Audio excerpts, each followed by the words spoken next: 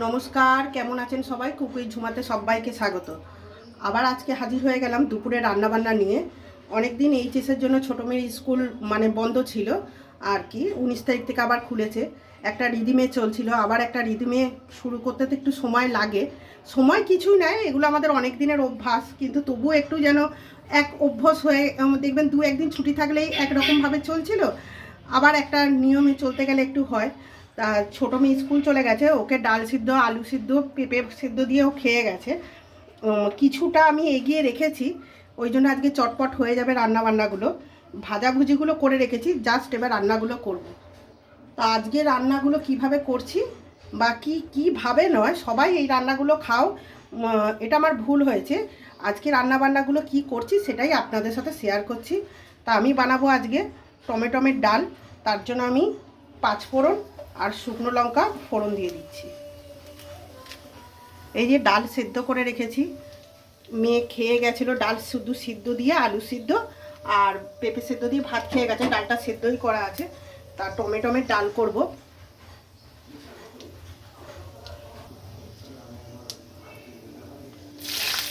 চটপট হয়ে যাবে, কিছুটা ভাজাভুজিগুলো হয়ে থাকবে না, খুব তাড়াতাড়ি রান্না হয়ে যাবে। ও যখন খাচ্ছিল তখন আমি কি রান্না করব মেনুগুলো আমি ভাজাভুজিগুলো করে রেখেছি। তারপর কিছুটা আবার ওকে বাসে তুলে দিয়ে এসে এবার আমি টমেটোগুলো দিয়ে দিচ্ছি। লবণ দিয়ে দেবো,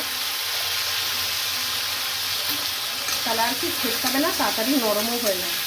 ওকে বাসে তুলে দিয়েছে, কিছুটা বাজার করে নিয়েছে। এবার রান্নাটা করতে তো একটু টাইম লাগবে। অনেকটা সেদ্ধ ভাজাগুলো আমি করেই রেখেছি, এটা একটু বলুক। দেখো টমেটোটা খুব ভালোভাবে গলে গেছে। এবার আমি ডালটা সেদ্ধ করাই ছিল নুন হলুদ দিয়ে আমি এবার ডালটা ঢেলে দিলাম। এই পাকা টমেটোমের ডালটা খেতে খুব ভালো লাগে। ওটা জাস্ট আর কিছুই না, ফুটে উঠবে, নামিয়ে দেবো। আজকে 4-4টে মেনু আছে আমার আজকে লাঞ্চের দুপুরে, তা সেগুলি আপনাদের সাথে শেয়ার করছি। ডালটা ফুটে গেছে, আমি 2টো চেরা কাঁচা লঙ্কা দিয়ে দিচ্ছি। সরি, এখানে আমি বলতে ভুলে গেছি, আমার 150 গ্রাম মুসুর ডাল ছিল, আর আমি 4টে বড় বড় টমেটো দিয়েছি 150 গ্রাম মুসুর ডালে। আমার ডালটা হয়ে গেল, জাস্ট কাঁচা লঙ্কাটা দিয়েছি, গন্ধটার মধ্যে চলে যায়, দিয়ে আমি কাঁচা লঙ্কার ফ্লেভারটা খুব ভালো লাগে, দিয়ে আমি এবার ডালটা নামিয়ে দিচ্ছি। দেখো ডালটা এখানে সার্ভ করে দিয়েছি, টমেটোমের ডালটা হয়ে গেছে। এবার আমি পটল আলুর তরকারিটা করব, এটা নিরামিষভাবে করব। হ্যাঁ, এতে পেঁয়াজ দেবো না, পেঁয়াজ রসুন দেবো না, এটা নিরামিষভাবে করব পটল আলুর তরকারিটা। আমি বললাম না কিছুটা কাজ এগিয়ে রেখেছি। আমি যখন ছোটো মেয়ে খাচ্ছিল আমি আলু পটলটা একটু ভেজে রেখেছি, অল্প নুন আর হলুদ দিয়ে একটু ভেজে রেখেছি। আমি কালো জিরে ফোড়ন দিয়ে দিলাম, শুকনো লঙ্কা ফোড়নে দিয়ে দিলাম। এটা আমি সম্পূর্ণ নিরামিষভাবেই করব।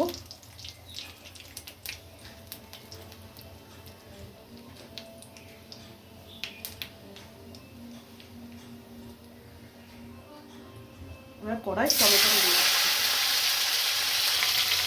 লবণ দিয়ে দিচ্ছি, এটা নরম হয়ে যাবে।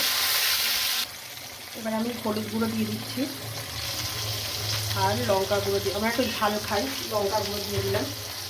আর এতে আছে জিরে বাটা, আদা বাটা, ধনে বাটা, সবই কিন্তু বাটা মশলা দিয়ে খুব ভালো করে কষিয়ে নেব। দেখো তেলটা মশলাটা খুব ভালো করে কষিয়ে নিয়েছি। এবার তেলটা দেখো রিলিজ করে গেছে চারপাশ দিয়ে। এবার আমি পটল আলুটা দিয়ে আরেকটু কষিয়ে নেব, ভাজা আছে, আর একটু মশলাটার সাথে খুব ভালো করে কষিয়ে নেব। এটা এখন সম্পূর্ণ একটু নিরামিষ বলতে পেঁয়াজ আর রসুন আমি দেবো না, এইভাবে আমি পটলের তরকারিটা করব। আমাদের এইভাবে পটলের তরকারিটা খুব ভালো লাগে। এখন মশলাটার সাথে খুব ভালো করে আমি পটল আলুটা কষিয়ে নিয়েছি, দিয়ে আমি একটু, আপনারা এতদিনে জেনে গেছে আমি গরম জল দিই, এবার আমি গরম জল দিয়ে দেবো। এটা যেহেতু একটু কষা করব, খুব বেশি জল দেবো না। আর এতে কিন্তু আমি কোনো রকম মিষ্টিও দেবো না। এবার ঢাকনাটা খুলে দেখব। হ্যাঁ, পটলের তরকারি আমার পুরো হয়ে গেছে। এটা আমি একদম একটু কষা কষা করবো, প্রথমেই বলেছি। টমেটোমের ডাল আর পটল আলু মানে একদম রেডি হয়ে গেল। এটা নিরামিষভাবেই করলাম। এবার আমি সার্ভ করে দিচ্ছি। দেখো, পটল আলুর তরকারিটা, নিরামিষ পটল আলুর তরকারি একদম সার্ভ করে দিয়েছি। এবার আমি একটা রেসিপি করব। তার জন্য ডিমের অমলেটটা আমি ভেজে রেখেছিলাম, আর বাদ বাকি এইটুকু কাজই এগিয়ে রেখেছিলাম, আর হয়নি। বুঝতেই তো পারছো, একা হাতে এতগুলো করা সম্ভব নয়। তাই জন্য ওই কটা ভেজে রেখেছিলাম, আমার অমলেটটা ভেজে রেখেছিলাম। এটা আমি আলু দিয়ে করব। আলুগুলো ভেজে নিচ্ছি ভালো করে। দেখুন, আলুগুলো খুব ভালো করে ভাজা হয়ে গেছে। আমি এর মধ্যেই পেঁয়াজ আলাদা করে দেবো না, এর মধ্যেই আমি পেঁয়াজটা দেবো কারির জন্য। ওদিকে ভাত বসিয়ে দিয়েছি, পেঁয়াজটার সাথে একটু ভাজা ভাজা হবে। এটা একেবারেই করে নিচ্ছি একটু তাড়াতাড়ি করে, অনেকটা বেলা হয়ে গেছে। আর আলুটাও সিদ্ধ ভাজতে ভাজতে কষাতে কষাতে এদিকে হয়ে যাবে। এবার আমি টমেটোটা দিয়ে দিচ্ছি।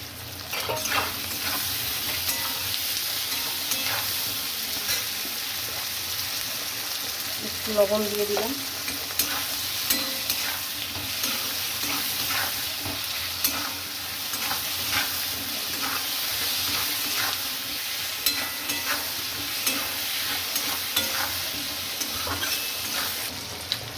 হলুদ দিয়ে দিলাম, লঙ্কার গুঁড়ো দিচ্ছি, আমরা একটু ঝাল খাই।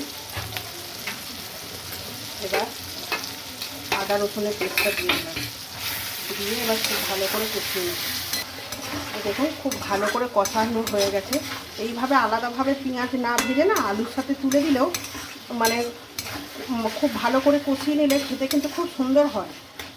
আর আলুটাও দেখুন, এই দেখুন, খুব ভালো করে না কষাতে কষাতে আলুটাও সেদ্ধ হয়ে যায়। তারপরে ফলে কি হয়, রান্নাটা খুব তাড়াতাড়ি হয়ে যায়।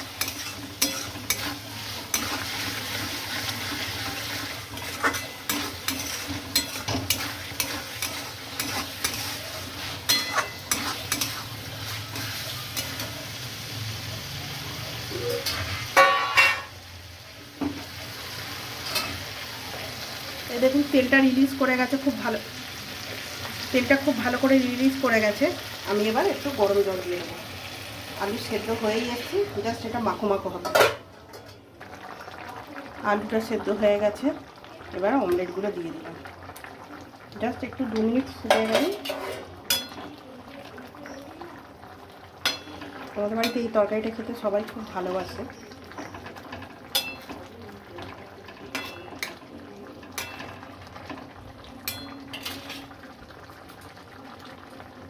এবার একটু নাড়াবার আগে একটু গরম মশলা দিয়ে দিচ্ছি, ব্যাস।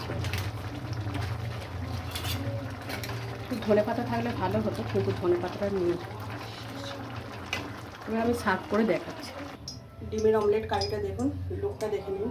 এই তরকারিটা আমাদের বাড়িতে সবাই খেতে খুব ভালোবাসে, আর আমাদের মাঝে মাঝে এরকম হয়।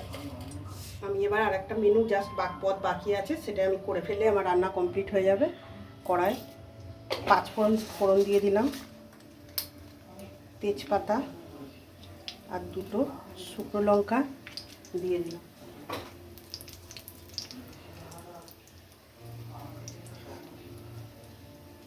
আজকে বাজারে না খুব ভালো পালং শাকটা দেখে লোভ সামলাতে পারলাম না। মেয়েকে তুলে আসার সময় বাজারে খুব ভালো পালং শাকটা দেখতে পেলাম বলে নিয়ে এলাম। গরম পড়ে গেছে, তবুও পালং শাকটা দেখতে পেলাম বলে নিয়ে এলাম।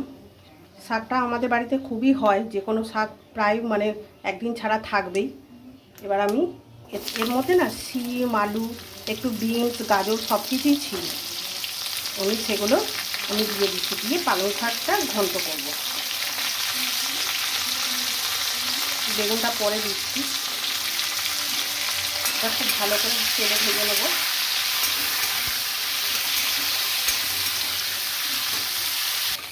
এবার পেঁয়াজটা দিয়ে দিলাম। বেগুনটা দিয়ে দিয়েছি, দেখাতে ভুলে গেছি। বড়িটা আগে ভেজে রেখেছিলাম, যখন ডিমের অমলেট ভেজেছিলাম তখন বড়িটা ভেজে রেখেছিলাম। পেঁয়াজটা দিয়ে দিলাম। এবার মশলার মধ্যে আমি শুধু জিরে বাটা দেবো, হলুদ দিয়ে দিলাম,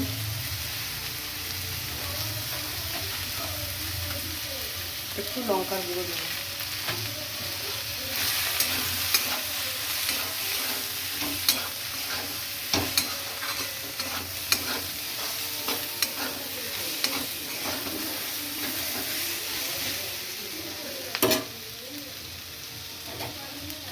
এবার আমি পালং শাকটা দিয়ে দেবো।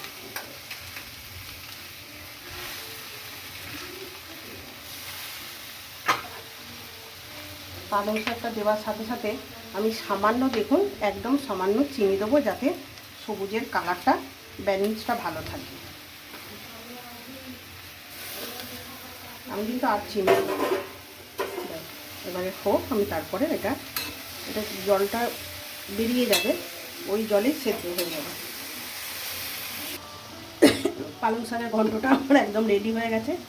এবার আমি বড়িগুলো যে ভেজে রেখেছিলাম একটু আধ ভাঙা করে নিয়েছি। এবার এটা লাগবে, এটা লাস্টে আমাদের মুখে পড়লে খুব ভালো লাগে। আমাদের বাড়িতে না শাক টাকগুলো আমাদের খুব হয়, আর সবাই খুব ভালোবাসে। তবে শাকটা এত ফ্রেশ দেখলাম, মানে শীত চলে গেছে তবুও দেখে আর লোভ সামলাতে পারলাম না।